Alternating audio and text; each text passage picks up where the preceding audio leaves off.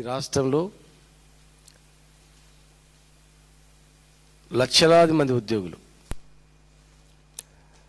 ఈ ప్రభుత్వం ఇచ్చిన హామీలను నమ్మి వారి కుటుంబాలతో సహా అవుట్సోర్సింగ్ ఉద్యోగులు కావచ్చు, రిటైర్డ్ ఉద్యోగులు కావచ్చు, ప్రభుత్వ ఉద్యోగులు కావచ్చు,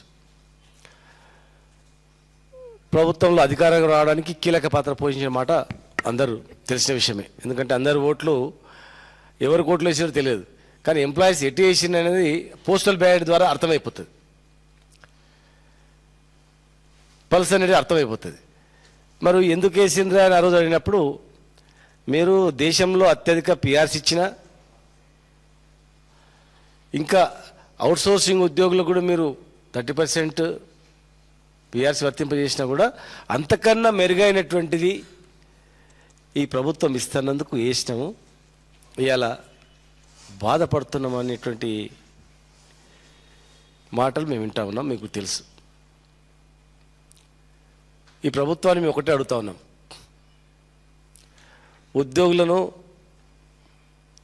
వేధించిన, ఉద్యోగులను ఇచ్చిన హామీ నెరవేర్చకపోయినా మేము ఎట్టి పరిస్థితుల్లో ఊరుకోం. తెలంగాణ రాష్ట్రం రావడానికి మేము ప్రధాన కారణం. కేసీఆర్ గారు రాజకీయ ప్రక్రియ ద్వారా తెలంగాణ ఉద్యమాన్ని శ్రీకారం పుట్టినప్పుడు వారి వెన్నంటూ ఉండి సకల జనుల సమ్మె, సహాయ నిరాకరణ నుంచి అనేక ఉద్యమాలు, మిలియన్ మార్చ్, సాగరహారం, సంసద యాత్ర, సమరబేరి అన్నిట్లో ప్రధాన భూమిక పోషించింది తెలంగాణ ఉద్యోగులు. నాడు మన్మోహన్ సింగ్ ప్రధానమంత్రి గారికి కేసీఆర్ గారు మమ్మల్ని తీసుకుపోయి కల్పించినప్పుడు వీళ్ళందరూ కూడా ఉద్యోగ సంఘ నాయకులు, అంటే వీళ్ళకేం సంబంధము, తెలంగాణ వస్తే వీళ్ళకేం లాభమా అని అడిగాడు అందరి ముందర. ఏం రాదు, మరి ఏం రాకుండా ఎందుకు కొట్లాడుతున్నారంటే తెలంగాణ ప్రజల గురించి అంటే ఆయన ఆశ్చర్యపోయాడు. నిజంగా దేశంలో ఒక ప్రజల గురించి, వాళ్ళ హక్కుల గురించి కాకుండా ఒక ప్రాంతం గురించి కొట్లాడినటువంటి వ్యవస్థ ఉంది అంటే దేశంలో తెలంగాణ ఉద్యోగులు అని చెప్పి ఆనాడు ప్రశంసించినటువంటి సంఘటన గుర్తు చేస్తూ ఉన్నాం. మాకు అందరికన్నా ఎక్కువ బాధ్యత ఉంటుంది, ఉద్యోగులకు కానీ, వ్యవసాయ కుటుంబాలకు కానీ, కులవృత్తులకు కానీ, ఎవరికి అన్యాయం జరిగినా మాకు ఇక్కడ ఉన్నటువంటి మేమందరం కూడా ప్రశ్నిస్తాం, వెంటాడతాం, అమలు చేసే దిశగా మేము చేస్తాం. మా ప్రభుత్వంలో కూడా మేము కొట్లాడినాం, చాలా వరకు చేయించినాం, కొంచెం కాకపోవచ్చు కాక. మేము ప్రభుత్వం ఉండి కూడా అసెంబ్లీ కూడా మాట్లాడినాం, అసెంబ్లీ కూడా ప్రశ్నించినాం.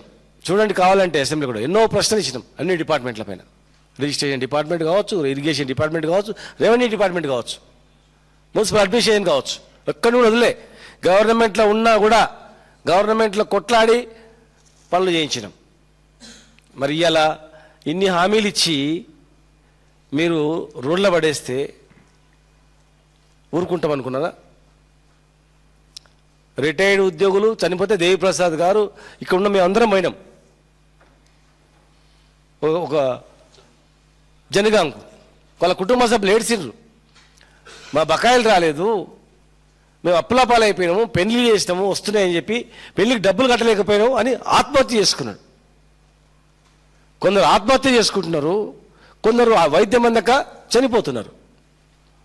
ఇవాళ అత్యంత దారుణమైనది ఏంటంటే ఫస్ట్ ప్రాణం, ఉద్యోగుల ప్రాణాలు. మీరు హెల్త్ కార్డ్స్ ఇస్తామని అన్నారు, హెల్త్ కేర్ ట్రస్ట్ ఏర్పాటు చేసిండ్రు, 3 నెలల నుంచి 1.5% జీతాలు కట్ అవుతున్నాయి. మరి 3 నెలల నుంచి ఎంత జీతం కట్ అవుతుందో అంత అమౌంట్ గవర్నమెంట్ కూడా యాడ్ చేసి ట్రస్ట్ బోర్డులో పెడతామన్నారు. ఎంత పెట్టిండ్రు, ఎక్కడ పెట్టిండ్రు, ఆ వెబ్సైట్ పబ్లిక్ డొమైన్లో పెట్టాలి కదా, జమ అయిందా లేదని. మరి జమ అయితే హెల్త్ కార్డ్స్ ఎందుకు ఇస్తలేరు, హాస్పిటల్ ఎందుకు పట్టించుకుంటలేదు? మీరు ట్రస్ట్ ఏర్పాటు అయిపోయింది, మాకు సంబంధం లేదని అనుకుంటుండొచ్చు. ట్రస్ట్ ఏర్పాటైనా మీదే బాధ్యత, ప్రభుత్వాందే బాధ్యత. ఇప్పటి వరకు హెల్త్ కార్డ్స్ ఇవ్వలేదు. హాస్పిటల్కి వెళ్తే ఎంప్లాయీస్ కానీ, రిటైర్డ్ ఎంప్లాయీస్ వెళ్తే ఈహెచ్ఎస్ లేదు, వెళ్ళగొడుతున్నారు. మరి ఏ హాస్పిటల్కి మీరు కరెక్ట్ ఇన్స్ట్రక్షన్స్ ఇవ్వలేదు, హెల్త్ కార్డ్స్ ఇవ్వలేదు. జర్నలిస్టులకు ఇస్తామన్నారు, ఉద్యోగులకు ఇస్తామన్నారు, రిటైర్డ్ ఉద్యోగులు అన్నారు, ఎక్కడ పోయినాయి అవి?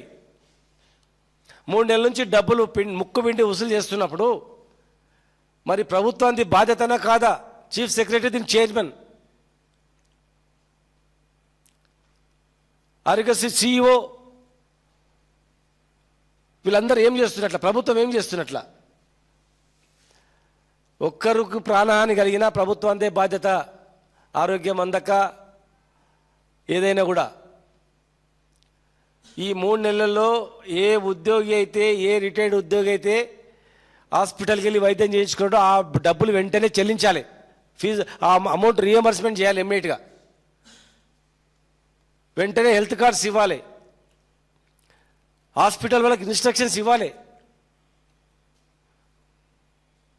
రిటైర్డ్ ఉద్యోగులకు అదనంగా 2,000 కోట్ల రూపాయలు ఇస్తున్నామన్నారు. ఎవరికి ఇచ్చిండ్రు చూపించండి, లిస్టు పెట్టండి. గుంపుల గోవిందలాగా ఉందంతా. వేసేసినామంటే ఎవరికో వచ్చింటుంది అనుకుంటున్నారేమో. 2,000 కోట్లు రిటైర్డ్ ఉద్యోగులకు ఇస్తుంటే అదనపు డబ్బులు ఏ ఉద్యోగులకు పోయినా మీరు ఒక లిస్టు పెట్టండి, వెబ్సైట్లో పెట్టండి. నెలకు 2,000 కోట్లు ఇగో వీళ్ళకి పోయినామని. ఎక్కడ లేదు, అంత ఉట్టిదే, మోసం. రిటైర్డ్ ఉద్యోగుల బెనిఫిట్స్ లేవు, వైద్యం లేదు, కార్డు లేవు, ఏది లేదు. ఈ దేశంలో అత్యధికంగా డిఏలు పెండింగ్ ఉన్నది ఇక్కడనే. ఎలక్షన్ మేనిఫెస్టోలో 3 నెలల్లో పిఆర్సీ అమలు చేస్తామన్నారు. 3 సంవత్సరాలైంది కమిటీ వేసి. 3 సంవత్సరాలైన కమిటీ ఇప్పటివరకు నివేదిక ఇవ్వదా? 3 నెలల్లో మేము అమలు చేస్తామన్నారు కదా, ఏమైంది? పిఆర్సీ కమిటీ ఎక్కడ పోయింది? డిఏలు ఎక్కడ పోయినవి? ఇండియాలో మేమున్నప్పుడు దేశంలో నెంబర్ 1 పిఆర్సీ ఉన్నది ఏ రాష్ట్రం అంటే తెలంగాణ ఉన్నది. ఇవాళ నెంబర్ 1 డిఏలు పెండింగ్ ఉన్నది ఎక్కడ అంటే ఇక్కడ, రివర్స్లా. 3 సంవత్సరాలు పిఆర్సీ కమిటేషన్ ఇవ్వంది ఎక్కడ అంటే ఇక్కడ. చనిపోయినా కూడా పట్టించుకుంటలేరు రిటైర్డ్ ఉద్యోగులు అంటే ఇక్కడ. కాగితాలు రాసి చనిపోతున్నారు. మా బకాయిలు లేక ఇవ్వక చనిపోతున్నామని. దాన్ని బాధ్యుల మీద ఏమైనా యాక్షన్ తీసుకుంటే ఏం లేదు. మరి అత్యంత దారుణమైన వెట్టి చాకరీ ఏంటంటే అవుట్సోర్సింగ్ ఉద్యోగులు. 4,98,000 మంది అవుట్సోర్సింగ్ కాంట్రాక్ట్ ఉద్యోగులు ఉన్నారు. గవర్నమెంట్ వెబ్సైట్లో కూడా ఉన్నారు వాళ్ళంతా. మరి వాళ్లకు దాదాపు 4,800 ఏజెన్సీలు ఉన్నాయి, అవుట్సోర్సింగ్ ఏజెన్సీ. వీళ్ళు ఎలక్షన్ ముందు ఏమన్నారు? ఏజెన్సీలు రద్దు చేసి డైరెక్ట్గా ఒక కార్పొరేషన్ ఏర్పాటు చేసి కార్పొరేషన్ ద్వారా జీతాలు ఇస్తామని అన్నారు. వాళ్ళు కూడా మోసపోయారు. ఈ దేశంలో 30% పిఆర్సీ ఇచ్చింది ఎక్కడ లేదు. తెలంగాణ ప్రభుత్వం మేము ఇచ్చినాం. ఆ రోజు ఇచ్చినటువంటి జియో నెంబర్ 60 ప్రకారము 2021లో 30% పిఆర్సీ ఇచ్చినాం. ఇప్పటి వరకు కూడా ఒక పైసా పెంచలేదు. కార్పొరేషన్ చేస్తామని చేయలేదు. ఏజెన్సీలు పెంచుకుంటూ పోయినరు. ఇలా 4,800 ఏజెన్సీలలో 4,300 ఏజెన్సీలు మరి ఈఎస్ఐ, ఈపీఎఫ్ కట్టట్లేదు. 1,000 కోట్ల స్కామ్ జరిగిందని చెప్పి నిర్ధారించారు. గవర్నమెంట్ అధికారులే వెరిఫై చేసి 1,000 కోట్లు స్కామ్ జరిగింది, 1,000 కోట్లు వీళ్ళు తిన్నారని. కాంట్రాక్ట్ ఉద్యోగి రిటైర్డ్ అయిన తర్వాత అయిపోయిన తర్వాత మిలిగేది ఆ పైసలే, ఈ కట్టిన పైసలే. 1,000 కోట్లు వీళ్ళు తిన్నారని చెప్పిన తర్వాత ఒక్కరి మీద కూడా యాక్షన్ లేదు, ఒక్కరి మీద ఎంక్వైరీ లేదు, ఒక్క ఏజెన్సీ రద్దు కాలేదు. అంటే ఎవడు తిన్నాడు? 1,000 కోట్లలో ఎవరిని వస్తామని తినలా. 1,000 కోట్ల 2,000 కోట్ల ఎన్ని? నెల జీతం ఇస్తామన్నారు కదా. మరి ఈ 4,98,000 మంది కాంట్రాక్ట్ ఉద్యోగులు ఉన్నారు కదా, వాళ్ళకు నెల వస్తున్నాయా అడగండి. 2 నెలల నుంచి మున్సిపాలిటీ రాలేదు, పంచాయతీరాజ్ డిపార్ట్మెంట్ రాలేదు, ఫారెస్ట్ డిపార్ట్మెంట్ రాలేదు, హెల్త్ డిపార్ట్మెంట్ రాలేదు, హాస్పిటల్స్ కొంతమంది రాలేదు, అగ్రికల్చర్ డిపార్ట్మెంట్ రాలేదు. మరి ఎవరికి వచ్చినట్ల నెల జీతాలు? కొన్ని డిపార్ట్మెంట్లో ఏజెన్సీలకు ఇస్తున్నారు, కానీ ఏజెన్సీలు వేయట్లేదు. ఎవడన్నా సూపర్వైజ్ చేస్తుండా? లేదు. కనుక మేము వెంటనే డిమాండ్ చేస్తున్నాం, కార్పొరేషన్ ఏర్పాటు చేస్తామని మీరు అన్నారు. అవుట్సోర్సింగ్ ఎంప్లాయీస్కు కార్పొరేషన్ ఏర్పాటు చేసి నేరుగా డైరెక్ట్గా ఎంప్లాయీస్ జీతాలు వచ్చేటట్లు చేయండి. ఈ 1,000 కోట్ల స్కామ్ బయట తీయండి, కక్కిపియండి. ఎంప్లాయీస్ చెమట రక్తంతో సంపాదించిన డబ్బులు ఏజెన్సీలు తిన్నాయంటే, ఏజెన్సీలు 1,000 కోట్లు దాదాపు 50% ఏజెన్సీలు వెరిఫై చేస్తేనే 1,000 కోట్లు వెళ్ళింది. మరి మొత్తం చేస్తే ఎన్ని వేల కోట్లు వెళ్తుందో. మరి ఇన్ని వేల కోట్లు బయటపడ్డా కేసు పెట్టలేదు, ఒక జ్యుడిషియల్ ఎంక్వైరీ లేదు, లేదు సిట్ లాంటి సంస్థకి ఇవ్వలేదు, లేదు ఒక ఏసీబీ విజిలెన్స్ లాంటి సంస్థలకు మీరు ఇవ్వలేదు.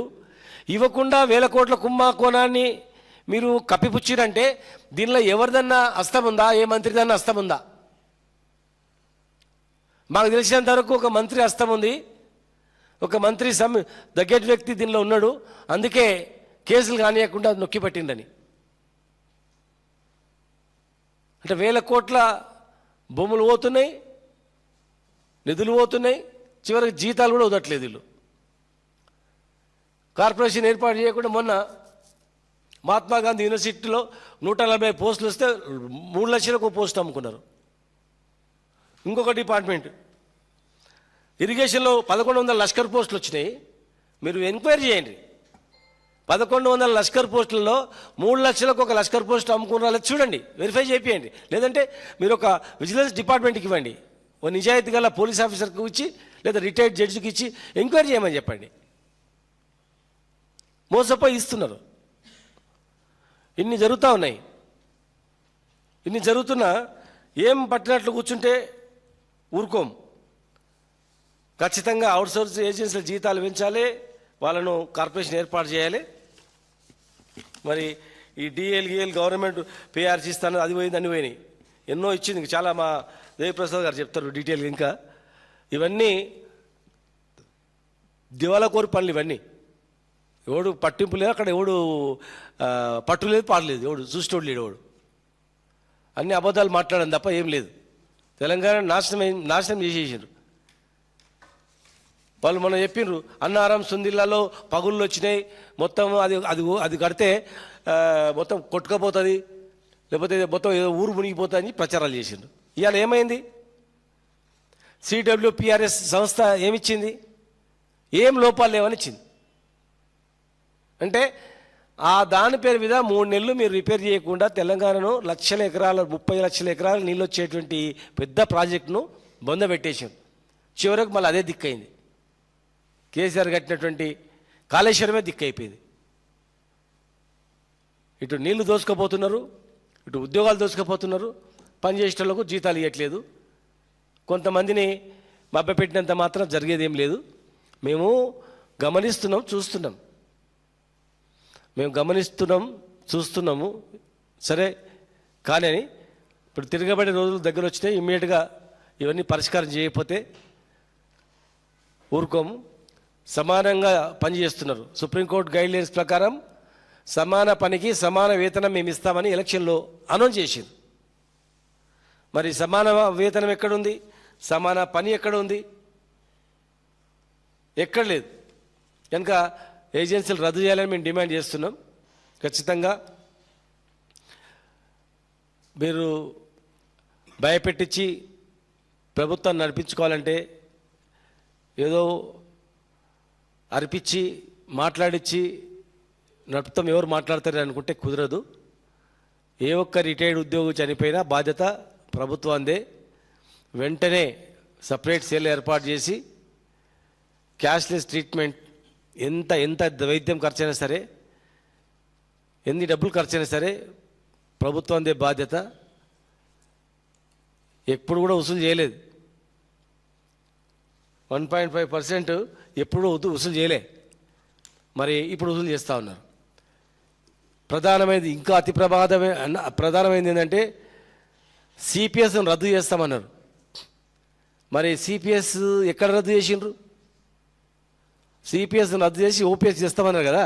సిపిఎస్ ఎందుకు రద్దు చేస్తలేరు? మీ ఎలక్షన్ మేనిఫెస్టోలో పెట్టిండ్రు సిపిఎస్ను రద్దు చేస్తామని.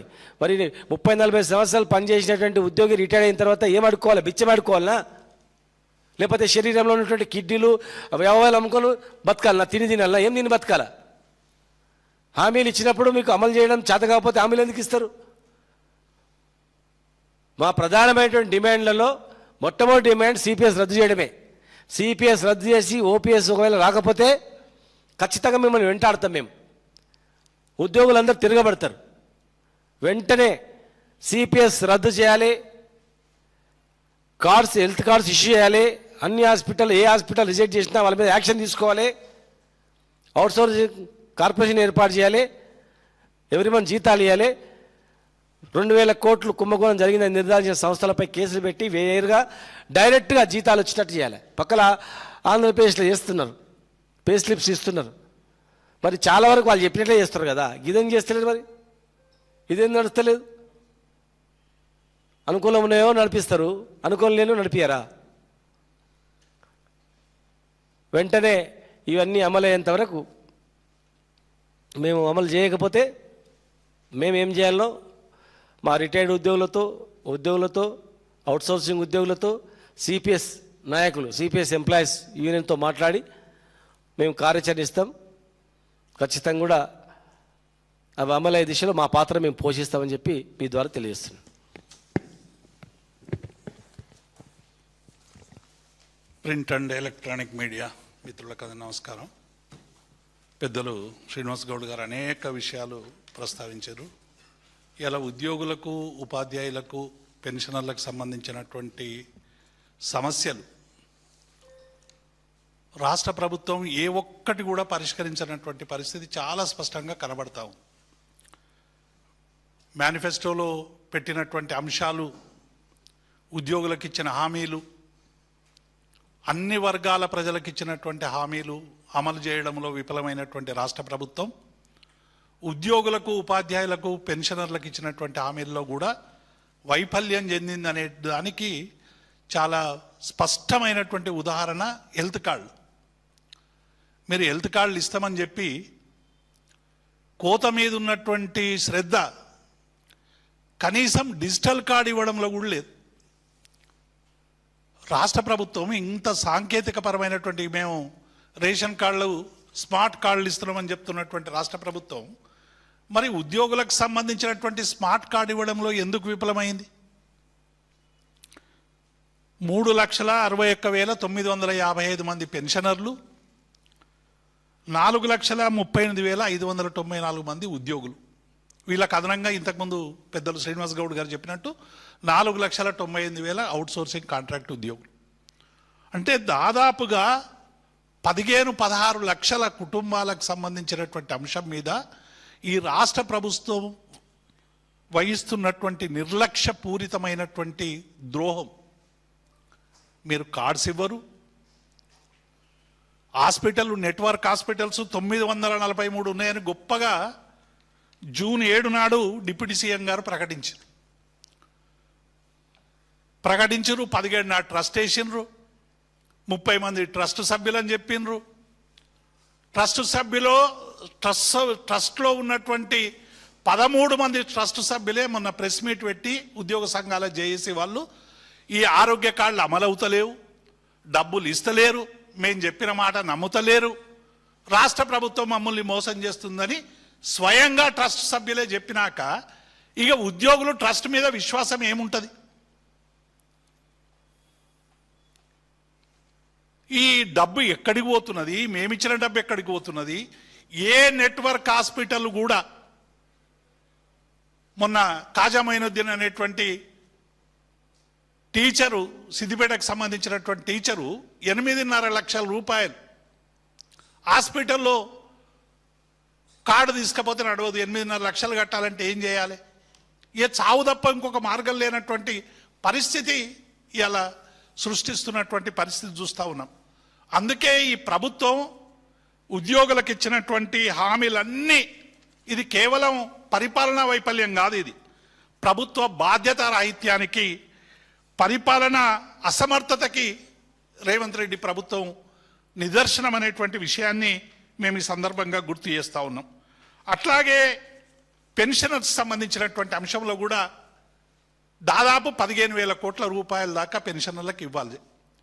ఇక బట్టి విక్రమార్క గారు ఎప్పుడు చెప్పినా ప్రతి నెల 2,000 ఇస్తున్నామని ప్రకటిస్తూ ఉన్నాడు. ఇప్పటి వరకు ఉద్యోగులకి కేవలం కమ్యుటేషన్ సంబంధించినటువంటి విషయం, జీపీఎఫ్కు సంబంధించినటువంటి కొన్ని మాత్రమే ఇచ్చారు. కమ్యుటేషన్ ఎందుకు ఇచ్చిండ్రు? ఇది ఒక చరిత్ర. ఉద్యోగులు ఎవరైనా పెన్షన్ తీసుకుంటే 40% ప్రభుత్వం కమ్యుటేషన్ లీవ్ ఇవ్వడానికి ప్రభుత్వం తీసుకుంటుంది. కమిటేషన్ ఇవ్వకుంటే పెన్షన్లో కట్ చేయడానికి వీల్లేదు కాబట్టి కమిటేషన్ మాత్రం వేసారు. ఎందుకు కమిటేషన్ ఎందుకు వేసారంటే ప్రతి నెల రికవర్ అవుతుంది డబ్బులు. అవి ప్రభుత్వం లోనుగా ఇచ్చేటువంటి డబ్బులు రికవర్ అవుతాయి. మొన్న ఇంకా విచిత్రం ఏంటంటే పోయిన నెల 29 నాడు వేసారు డబ్బులు, కమిటేషన్ లీవ్. మా జీపీఎఫ్కు మాకు మిత్తి ఇయ్యరు, ఇంట్రెస్ట్ ఇయ్యరు.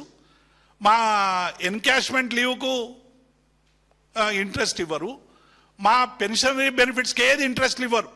కానీ మీరు కమిటేషన్ లీవ్కు సంబంధించిన డబ్బులు ఒకరోజు ముందేసినందుకు ప్రతి ఉద్యోగి దగ్గర ఇవాళ ఇంట్రెస్ట్ వసూలు చేసిన దుర్మార్గమైన ప్రభుత్వం కాంగ్రెస్ ప్రభుత్వం. ఇంట్రెస్ట్ వసూలు చేస్తారా మీరు ఒక్క రోజుకు పెన్షనర్ల దగ్గర నుంచి? మాకు ఇవ్వాల్సిన ఏమో కోట్లకు పోయినా ఇవ్వరు, కంటెంప్ట్కి పోయినా ఇవ్వరు. మా లీడర్లు హరీష్ రావు కానీ కేటీఆర్ కానీ మా అనేక మంది బీఆర్ఎస్కి సంబంధించినటువంటి నాయకులు అసెంబ్లీ వేదికగా ప్రస్తావించినా కూడా ఎన్నడూ కూడా మీరు వీటికి సంబంధించినటువంటి విషయాలు మాట్లాడరు. కానీ ఉద్యోగుల కమిటేషన్ లీవ్కు సంబంధించిన డబ్బుల మీద మరి ఇంట్రెస్ట్ వేసేటువంటి దుర్మార్గమైనటువంటి చర్యలకు ఎందుకు దిగుతున్నారని మేము చాలా స్పష్టంగా ప్రకటిస్తా ఉన్నాం. డిఏలు 6 రావాలి. భారతదేశంలో ఏ రాష్ట్రంలో కూడా డిఏలు పెండింగ్లో లేవు. ఒక ప్రజాపాలనలోనే పెండింగ్. రేవంత్ ప్రజాపాలనలోనే 6 డిఏలు పెండింగ్. 6 డిఏలు అంటే 3 సంవత్సరాల నుంచి డిఏలు లేవు. ఒక్కొక్క ఉద్యోగి 10,000 నుంచి 20,000 వరకు నష్టపోతా ఉన్నాడు. ఇవాళ యుద్ధం కారణంగా ధరలు పెరిగినాయి, నిత్యావసర వస్తువుల ధరలు పెరిగినాయి. ఇన్ని పెరిగినా ఒకవైపు హెల్త్ కార్డు ఇవ్వరు, పిఆర్సీ బెనిఫిట్స్ ఇవ్వరు, ఇంకొక వైపు డిఏ ఇవ్వరు. మరి ఏంది అసలు ఉద్యోగుల పట్ల మీ వైఖరి ఏంది అనేటువంటి విషయాన్ని ఇలా చాలా స్పష్టంగా చెప్తుంది. ఇక పిఆర్సీ అయితే అడుగుడే బంద్ చేసారు, ఊసే లేదు పిఆర్సీది. రాష్ట్ర చరిత్రలో, ఉమ్మడి రాష్ట్ర ఆంధ్రప్రదేశ్ చరిత్రలో కూడా, తెలంగాణ చరిత్రలో కూడా 3 సంవత్సరాలు పిఆర్సీ రిపోర్ట్ రాకుండా ఉన్నది చరిత్ర రేవంత్ రెడ్డి ప్రభుత్వంలో దక్కింది అనేటువంటి విషయాన్ని మేము గుర్తు చేస్తూ ఉన్నాం. పిఆర్సీ ఉండేదే 5 ఏళ్లకు గడువు.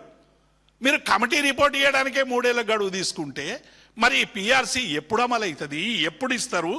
ఈ విషయాలన్నీ కూడా మేము చాలా స్పష్టంగా అడుగుతా ఉన్నాం. రెండవది సిపిఎస్ ఉద్యోగులకు సంబంధించిన మీరు హామీ ఇచ్చారు. సిపిఎస్ కనీసం సిపిఎస్ ఉద్యోగులు సభ పెట్టుకుంటామంటే పోలీసుల పర్మిషన్ లేదు. ఇలా తెలంగాణ ఎట్లయిపోయిందంటే ఒక మినీ ఎమర్జెన్సీగా మారిపోయింది.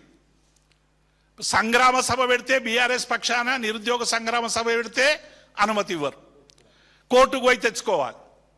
ఇందిరా పార్క్ దగ్గర సభ పెడితే కోర్టుకు పోయి తెచ్చుకోవాలి. ఈ ఉద్యోగుల సభ పెడతాము ఎల్బీ స్టేడియంలాని వాళ్ళు సిపిఎస్ ఉద్యోగులు తిరిగితే మీరు పర్మిషన్ ఇవ్వరా? ఏమైనా దేశద్రోహులా సిపిఎస్ ఉద్యోగులు? 70-80 వేల మంది కానిస్టేబుళ్ళు ఇవాళ శాంతి భద్రతలు నిర్వహిస్తున్నటువంటి వాళ్ళే ఇవాళ సిపిఎస్ మెంబర్లుగా ఉన్నారనేటువంటి విషయం రాష్ట్ర ప్రభుత్వం గుర్తుంచుకోవాలి. ఇవాళ 3 లక్షల మంది ఉద్యోగులు సిపిఎస్ ఉద్యోగులు ఉంటే మీరు మేనిఫెస్టోలో పెట్టి వాళ్ళకి హామీ ఇచ్చి 3 ఏళ్ళు అయింది, ఇవ్వరు, దాన్ని పట్టించుకోరు, ఇప్పటి వరకు కమిటీ అయ్యారు. కనీసం సభ పెట్టుకొని ప్రజల దృష్టికి తీసుకొద్దామని సభ పెడితే కూడా మీరు కోర్టుకు పోయేదాకా పర్మిషన్ ఇవ్వరా? ఇది ఎమర్జెన్సీ విధించరా? రేవంత్ రెడ్డి ప్రజాపాలనలో ప్రజాస్వామ్యాన్ని మంటగలుపుతున్నారా? పోలీసు రాజ్యంగా మార్చేస్తున్నారా? గా సనత్ నగర్ టిమ్స్ ఆసుపత్రికి పోతామంటే మా శ్రీనివాస్ యాదవ్ గారిని, మా శ్రీనివాస్ గౌడ్ని, మా హరీష్ రావు గారిని ఇంటికళ్ళే కాలు బయటకు పెట్టకముందే అరెస్ట్ చేస్తున్నారు. అంటే ఆసుపత్రులు చూడొద్దు, ప్రజలకు చెప్పొద్దు, చివరికి ఉద్యోగులకు సంబంధించిన సభల మీద కూడా ఇదేం నిషేధం? ఇంత దుర్మార్గమైనటువంటి చరిత్ర తెలంగాణ రాకముందు, తెలంగాణ వచ్చినాక కూడా ఉద్యోగులు సభలు పెడతా అంటే ఎవరు ఏ ప్రభుత్వాలు అడ్డుకోలే. సరూర్ నగర్లో కూడా కేసీఆర్ గారు ఉన్నప్పుడు బ్రహ్మాండమైన ఉద్యోగుల సభ జరిగింది. దానికి ఏం కోర్టుకు పోయి పర్మిషన్ తెచ్చుకోలే. కేసీఆర్ ప్రభుత్వమే పర్మిషన్ ఇచ్చింది, ఉద్యోగులు సభ పెట్టుకున్నారు. వాళ్ళ డిమాండ్లు చెప్పుకుంటారు, రేపు కూడా చెప్పుకుంటారు. ఎల్బీ నగర్లో వాళ్ళు 23 జిల్లాలు తిరిగి రేపు వస్తున్నారు ఇక్కడికి. సభకు పర్మిషన్ లేదని హైకోర్టుకు, ఇవాళ హైకోర్టు తట్టాల్సి వచ్చింది. అంటే ఈ రాష్ట్ర ప్రభుత్వంలో ఏ పని కావాలన్నా హైకోర్టును తట్టాలి. పెన్షనర్లకు బకాయిలు కావాలంటే హైకోర్టు తట్టాలి. న్యాయం కావాలంటే హైకోర్టు దగ్గరకు పోవాలి. ఇక కోర్టులు తప్ప ఇంకా ఈ ప్రభుత్వం అసలు పనే చేస్తలేదు అనేటువంటి విషయాన్ని మేము ఈ సందర్భంగా గుర్తు చేస్తూ ఉన్నాం. కాబట్టి ఇప్పటికైనా అందుకే ఉద్యోగులు అడిగి వేసారైపోయినారు. ఉద్యోగ సంఘాల జేఏసీ ఈ 3 సంవత్సరాలుగా అనేక సందర్భాల్లో ప్రభుత్వ దృష్టికి అనేక సమస్యలు తెచ్చింది. మేము అనేక సార్లు ఉద్యోగ సంఘాల నాయకులుగా శ్రీనివాస్ గౌడ్ గారు, మేము, రాజేందర్ గారు, భుజంగరావు గారు, అనేక మంది, హమీద్ గారు, మా స్వామి గౌడ్ గారు అనేక సందర్భాల్లో ఈ ఉద్యోగుల సమస్యలు పరిష్కరించండి అని మేము అనేక సందర్భాల్లో ప్రభుత్వానికి విన్నపం చేసినాం, విజ్ఞప్తి చేసినాం. మాజీ నాయకులుగా, ఒక ఉద్యమ నాయకులుగా ఉద్యోగుల సమస్యలు పరిష్కరించండి. ఈ ప్రభుత్వానికి చీమ కుట్టినట్టు కూడా లేదు. ప్రతి సందర్భంలో మేము చేస్తామని హామీ ఇస్తారు. ఉద్యోగులని రకరకాల పేర్ల మీద ఇలా నోరు మూయించేటువంటి ప్రయత్నం చేస్తూ ఉన్నారు. ఇప్పటికైనా మరి ఉద్యోగ సంఘాలు మా నిరసనను తెలుపుతామని చెప్పారు కాబట్టి ఆ నిరసనకు బీఆర్ఎస్ పార్టీ మేము పూర్తిగా మద్దతు ప్రకటిస్తూ ఉన్నాం. ఏ వర్గాలు తమ న్యాయమైనటువంటి డిమాండ్ల కోసం ప్రజాక్షేత్రంలో పోరాడితే వారికి అండగా బీఆర్ఎస్ పార్టీ ఉంటుందనేటువంటి విషయాన్ని మేము స్పష్టం చేస్తూ ఉన్నాం. ఇంతకుముందే శ్రీనివాస్ గౌడ్ గారు చెప్పినట్టు డెఫినెట్గా మేము వాళ్ళ పక్షాన ఉంటాం. అవసరమైతే వాళ్ళతో భుజం కలిపి పోరాడతాం. మా నాయకులు అసెంబ్లీలో మాట్లాడతారు, క్షేత్రస్థాయిలో మాట్లాడతారు, మండలాల్లో మాట్లాడతారు, అంతటా కూడా మాట్లాడతారు.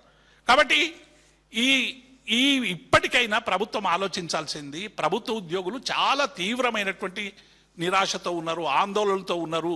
ఉద్యోగ సంఘాల మీద కింది స్థాయి నుంచి తీవ్రమైనటువంటి ఒత్తిడి మా మీద కూడా నిన్న మొన్నటి నుంచి కూడా శ్రీనివాస్ గౌడ్ గారికి, మాకు అందరికీ వందలాది ఫోన్లు చేసి, అన్నా మరి ఏం చేద్దాం, మరి 3 ఏళ్ళు అయిపోయింది, పిఆర్సీ లేదు, అది లేదు, ఏమీ లేదు, మరి మీరు చెప్పండి, మీరు ప్రభుత్వానికి నివేదించండి అని చెప్పి మా మీద కూడా ఒత్తిడి వస్తూ ఉంది.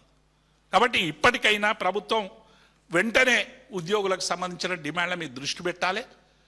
పిఆర్సీ, డిఏలు, సిపిఎస్ విధానం, అట్లాగే మిగతా అంశాల మీద వెంటనే, అసలు రిటైర్మెంట్ ఉద్యోగులదైతే మేము జనగామం పోయి అక్కడ మాట్లాడుతూ ఉంటే అందరూ ఇక అసలు రిటైర్ కావడం అంటే ఇక చావేనా అనే పరిస్థితి ఇలా దాపురిస్తూ ఉన్నది. ఒక హెల్త్ కార్డులు ఇవ్వరు, పెన్షనర్ బకాయిలు ఇవ్వరు. కాబట్టి ఇప్పటికైనా ఈ ప్రభుత్వం ఉద్యోగుల సమస్యల మీద దృష్టి పెట్టాలని మేము చాలా స్పష్టంగా డిమాండ్ చేస్తూ ఉన్నాం. అట్లాగే ఈ ప్రభుత్వం ఏదైనా చెప్పిందంటే దానికి వ్యతిరేకంగా ప్రచారం మొదలుపెట్టేటువంటి ప్రయత్నం, ఏది అడుగు దానికి ఒక కౌంటర్ చేసి పెట్టేటువంటి ప్రయత్నం చేస్తుంది. ఉద్యోగులకు అది ఇచ్చినాం, 1వ తారీఖు వేతనాలు ఇచ్చినాం, ఇక తన్నుక సావండి అని చెప్పి ఇస్తుంది. అవుట్ సోర్సింగ్ ఉద్యోగులకు వేతనాలు లేవు, ఉర్దూ గురుకులాల వేతనాలు, ఇంతకుముందే పెద్దలు చెప్పినటువంటి లిస్టు. ఇవాళ ఏ ఒక్క ఉద్యోగి కూడా సంతృప్తికరంగా ఈ రాష్ట్రంలో లేడు. కేసీఆర్ పరిపాలనలో 9.5 సంవత్సరాల పరిపాలనలో 1వ తారీఖు వేతనం రానందుకు మా మీద ఉద్యోగులు, మా ప్రభుత్వం మీద కరోనా వల్ల ఇవ్వనందుకు కొంత అసంతృప్తితో మాకు వ్యతిరేకంగా ఓటేసినటువంటి మాట నిజం. కానీ 9.5 సంవత్సరాల పాలనలో 73% ఫిట్మెంట్ ఇచ్చి ఉద్యోగుల ఆత్మగౌరవాన్ని, పెన్షన్ కూడా పర్సంటేజీలు పెంచడం. మేము పెన్షనర్ అయినా రిటైర్ అయిన తర్వాత తన వయసుకు తగ్గ అవసరాలు ఉంటాయని చెప్పి క్వాంటమ్ ఆఫ్ పెన్షన్ను పెంచింది కేసీఆర్. పెన్షనర్లకు సంబంధించిన సమస్యలు పరిష్కరించడం, మాకు ఓటేయలేదనో, మా పక్షాలను నిలబడలేదనో, లేకుంటే మా మీద అసంతృప్తి ఉన్నారనో మేము ఉద్యోగులు నిందించడం లేదు. ఉద్యోగులు ఇవాళ ప్రభుత్వ సంక్షేమ పథకాలను తీసుకుపోతున్నారు, మాతో కలిసి పోరాడినరు. తెలంగాణ ఉద్యమంలో మేము అందరం కలిసి తెలంగాణ రాష్ట్ర సాధన కోసం రేయింబవళ్ళు 1 దశాబ్ద కాలం తీవ్రమైనటువంటి పోరాటాలు చేసినాం. మరి ఇటువంటి పోరాటం చేసినటువంటి ఉద్యోగుల పట్ల ప్రభుత్వం అనుసరిస్తున్న తీరుని మేము తీవ్రంగా ఖండిస్తూ ఉన్నాం. ఉద్యోగులు చేసేటువంటి ప్రతి పోరాటానికి, పెన్షనర్లు చేసేటువంటి ప్రతి పోరాటానికి మేము మద్దతుగా నిలబడతాం. Thank you.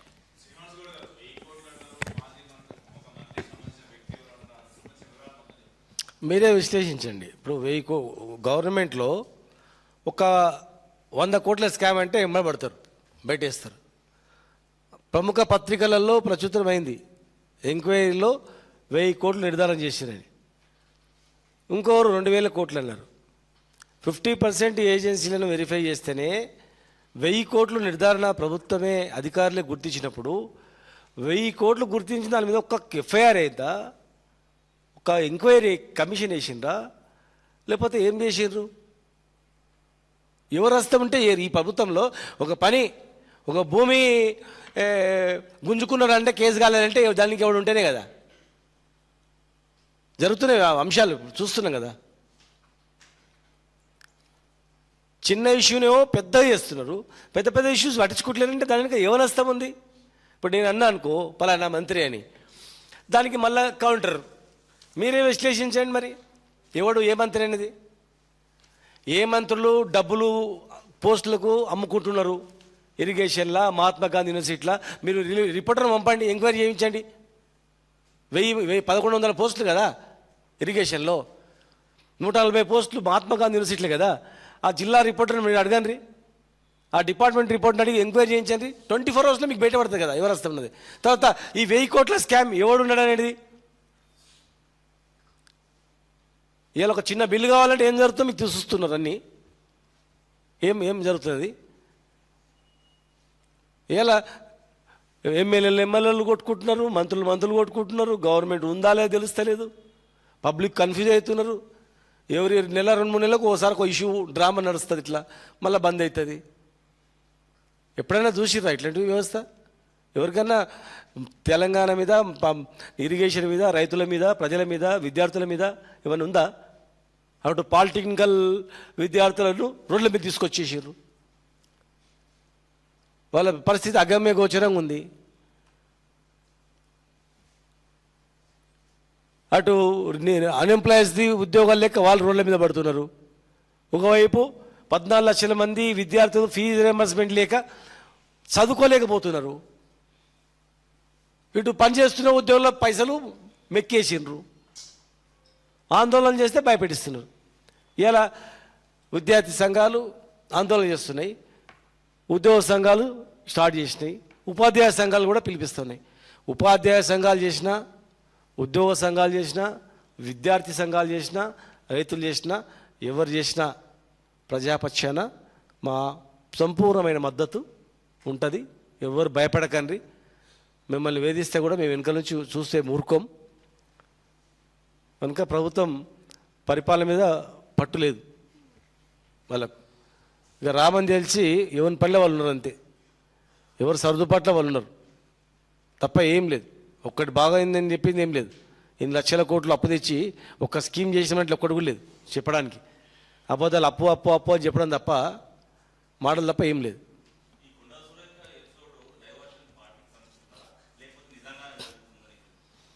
డైవర్షన్లే నిజంగానే జరుగుతుంది. కడుపు మండినోడు అరుస్తున్నాడు, కడుపు నిండినోడు మద్దతు తెలుపుతుండ్రు. ఇక హామీలు ఇట్లనే ఎంప్లాయీస్కి ఇచ్చిన హామీలు నెరవేరు చేసినట్లు మంత్రి పదవి ఇస్తా అని చెప్పిన వాళ్ళు ఏమైనా రాకపోయినా అరుస్తుండ్రు. పెట్టుబడి పెట్టిన వాళ్ళు ఇంత పెట్టుబడి పెడితే ఏమైనా మా లెక్క ఏందని అడుగుతున్నారు. ఇక అందిన వాళ్ళు ఏమో అందిన కాడికి 30% భూముల వ్యవహారము 22A పెట్టి గిరాకీలు మెచ్చుకొని క్లియర్ చేయించాలని ఒకడు పని. ఆలోచనలు, టెక్నికల్ ఆలోచనలు ఎంత పెద్ద. 9 నెలలు ప్రొవిజన్లో పెట్టి ఇంకా వస్తున్నది గిరాకీ అని నల్లాడుతున్నారు అన్నమాట వాళ్ళు. ఏకంగా మొత్తం ఒకటేసారి పెద్ద పెద్ద కౌంటర్లు పెట్టాలని చూసిర్రు. ఇక తిరగబడే వరకే ఉల్టా రివర్స్ సీన్. అట్లా టెక్నికల్గా పైసలు లాగడానికి ఎత్తులపై ఎత్తున్నారు. దొరికినవాడు ఆ పనిలో ఉన్నాడు, రానోళ్ళక ఈ పని ఉందన్నమాట. అట్లా అది ఒరిజినల్ డైవర్షన్ పాలిటిక్స్ ఏం కాదు. అది హామీలు నెరవేరినప్పుడు నువ్వు ఇస్తాను ఏమైనా అడుగుతాను ఎవడ కానీ అది జరుగుతుంది. మాజీ నాయకులు భుజంగరావు గారు, ఇంకా చాలామంది కావచ్చు, ప్రభుత్వ ఉద్యోగులు కావచ్చు, ప్రభుత్వంలో అధికారం రావడానికి కీలక పాత్ర పోషించే మాట అందరూ తెలిసిన విషయమే. ఎందుకంటే అందరు ఓట్లు ఎవరికి ఓట్లు వేసారో తెలియదు, కానీ ఎంప్లాయీస్ ఎట్టి వేసింది అనేది పోస్టల్ బ్యాలెట్ ద్వారా అర్థమైపోతుంది, పల్స్ అనేది అర్థమైపోతుంది. మరి ఎందుకు వేసిండ్రు అని అడిగినప్పుడు మీరు దేశంలో అత్యధిక పిఆర్సీ ఇచ్చిన, ఇంకా అవుట్సోర్సింగ్ ఉద్యోగులు కూడా మీరు 30% పిఆర్సీ వర్తింపజేసినా కూడా అంతకన్నా మెరుగైనటువంటిది ఈ ప్రభుత్వం ఇస్తున్నందుకు ఇష్టము.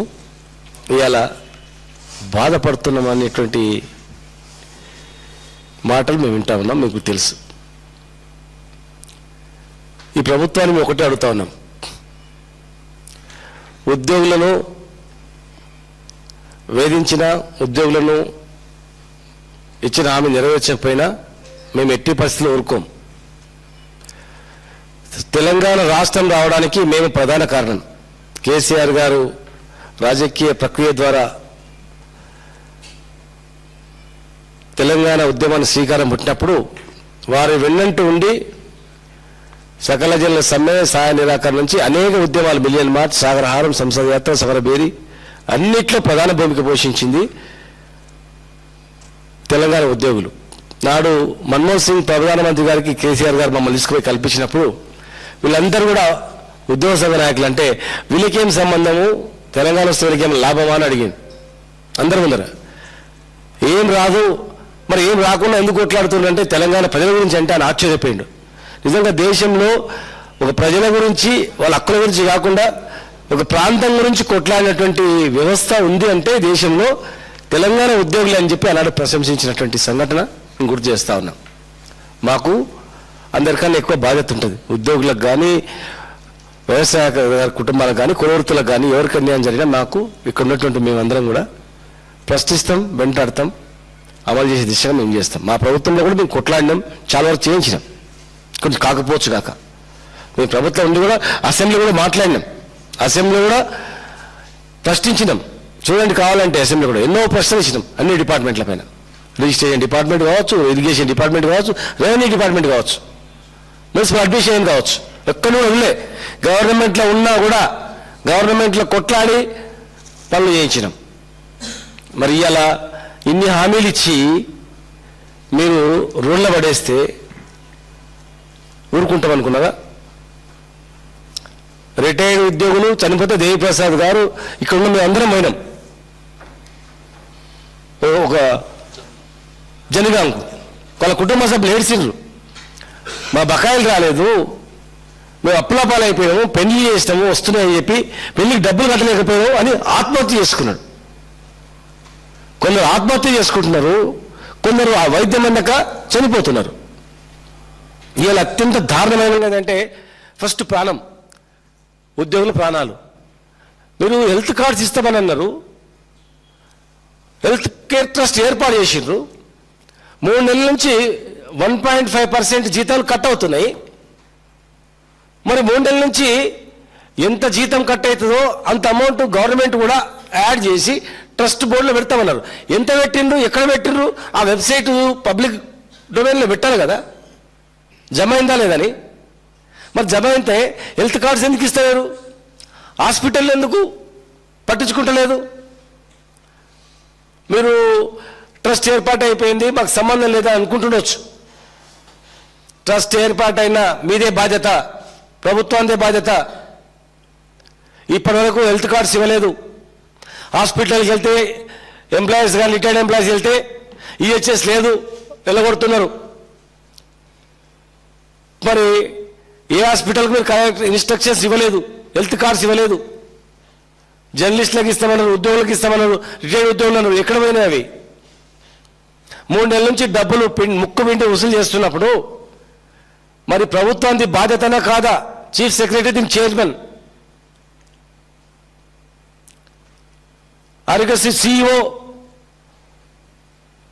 వీళ్ళందరూ ఏం చేస్తున్నట్ల? ప్రభుత్వం ఏం చేస్తున్నట్ల? ఒక్కరికి ప్రాణహాని కలిగినా ప్రభుత్వాందే బాధ్యత. ఆరోగ్యం అందక ఏదైనా కూడా ఈ 3 నెలల్లో ఏ ఉద్యోగి అయితే, ఏ రిటైర్డ్ ఉద్యోగి అయితే హాస్పిటల్కి వెళ్ళి వైద్యం చేయించుకుంటూ ఆ డబ్బులు వెంటనే చెల్లించాలి. ఫీజు ఆ అమౌంట్ రియంబర్స్మెంట్ చేయాలి ఇమ్మీడియట్గా. వెంటనే హెల్త్ కార్డ్స్ ఇవ్వాలి, హాస్పిటల్ వాళ్ళకి ఇన్స్ట్రక్షన్స్ ఇవ్వాలి. రిటైర్డ్ ఉద్యోగులకు అదనంగా 2,000 కోట్ల రూపాయలు ఇస్తున్నామన్నది. ఎవరికి ఇచ్చిండ్రు? చూపించండి, లిస్టు పెట్టండి. గుంపుల గోవిందలాగా ఉందంతా. వేసేసినామంటే ఎవరికో వచ్చింది అనుకుంటుండేమో. 2,000 కోట్లు రిటైర్డ్ ఉద్యోగులకు ఇస్తుంటే అదనపు డబ్బులు ఏ ఉద్యోగులకు పోయినా మీరు ఒక లిస్టు పెట్టండి, వెబ్సైట్లో పెట్టండి. నెలకు 2,000 కోట్లు ఇగో వీళ్ళకి పోయినామని. ఎక్కడ లేదు. అంత ఉట్టిదే, మోసం. రిటైర్డ్ ఉద్యోగుల బెనిఫిట్స్ లేవు, వైద్యం లేదు, కార్డులు లేవు, ఏది లేదు. ఈ దేశంలో అత్యధికంగా డిఏలు పెండింగ్ ఉన్నది ఇక్కడనే. ఎలక్షన్ మేనిఫెస్టోలో 3 నెలల్లో పిఆర్సీ అమలు చేస్తామన్నారు. 3 సంవత్సరాలైన కమిటీ వేసి, 3 సంవత్సరాలైన కమిటీ ఇప్పటివరకు నివేదిక ఇవ్వదా? 3 నెలల్లో మేము అమలు చేస్తామన్నారు కదా, ఏమైంది? పిఆర్సీ కమిటీ ఎక్కడ పోయింది? డిఏలు ఎక్కడ పోయినవి? ఇండియాలో మేమున్నప్పుడు దేశంలో నెంబర్ 1 పిఆర్సీ ఉన్నది ఏ రాష్ట్రం అంటే తెలంగాణ ఉండేది. ఇలా నెంబర్ 1 డిఏలు పెండింగ్ ఉన్నది ఎక్కడ అంటే ఇక్కడ, రివర్స్లా. 3 సంవత్సరాలు పిఆర్సీ కమిటేషన్ ఇవ్వండి ఎక్కడ అంటే ఇక్కడ. చనిపోయినా కూడా పట్టించుకుంటలేరు రిటైర్డ్ ఉద్యోగులు అంటే ఇక్కడ కాగితాలు రాసి చనిపోయారు, చనిపోతున్నారు. మా బకాయిలు లేక ఇవ్వక చనిపోతున్నామని. దాన్ని బాధ్యుల మీద ఏమైనా యాక్షన్ తీసుకుంటే ఏం లేదు. మరి అత్యంత దారుణమైన వెట్టి చాకరీ ఏంటంటే అవుట్సోర్సింగ్ ఉద్యోగులు.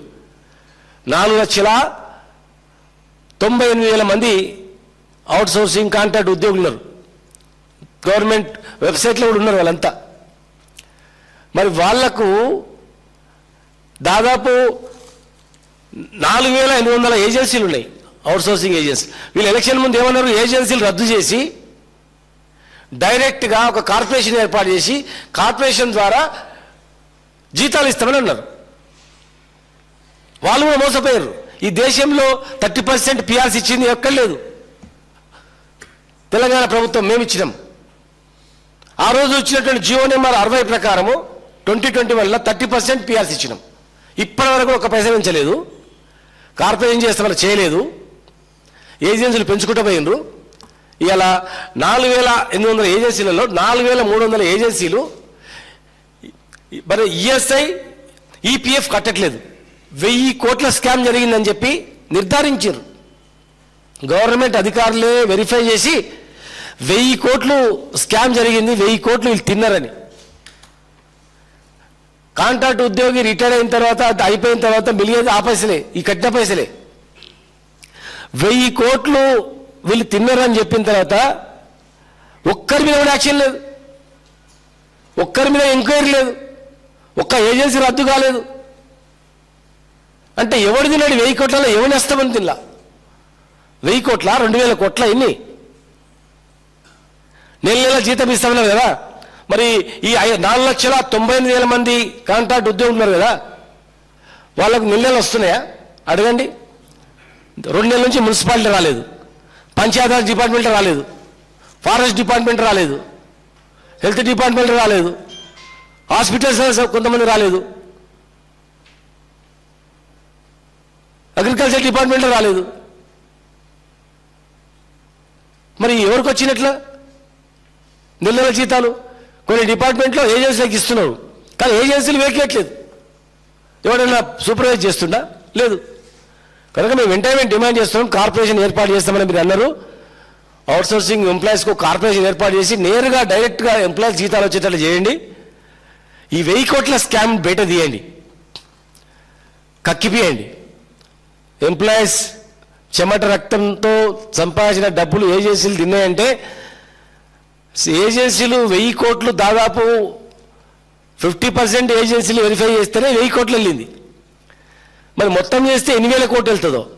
మరి ఇన్ని వేల కోట్లు బయటపడ్డా కేసు పెట్టలేదు, ఒక జ్యుడిషియల్ ఎంక్వైరీ లేదు, లేదు సిట్ లాంటి సంస్థకి ఇవ్వలేదు, లేదు ఒక ఏసీబీ విజిలెన్స్ లాంటి సంస్థలకు మీరు ఇవ్వలేదు. ఇవ్వకుండా 1000 కోట్ల కుంభకోణాన్ని మీరు కప్పిపుచ్చిరంటే దీనిలో ఎవరిదన్నా హస్తం ఉందా? ఏ మంత్రిదన్నా హస్తం ఉందా? మాకు తెలిసినంత వరకు ఒక మంత్రి హస్తం ఉంది, ఒక మంత్రి దగ్గర వ్యక్తి దీనిలో ఉన్నాడు, అందుకే కేసులు కానియకుండా నొక్కి పట్టిందని. అంటే 1000 కోట్ల భూములు పోతున్నాయి, నిధులు పోతున్నాయి, చివరికి జీతాలు కూడా ఇవ్వట్లేదు వీళ్ళు. కార్పొరేషన్ ఏర్పాటు చేయకుండా మొన్న మహాత్మా గాంధీ యూనివర్సిటీలో 140 పోస్టులు వస్తే 3 లక్షలకు పోస్ట్ అమ్ముకున్నారు.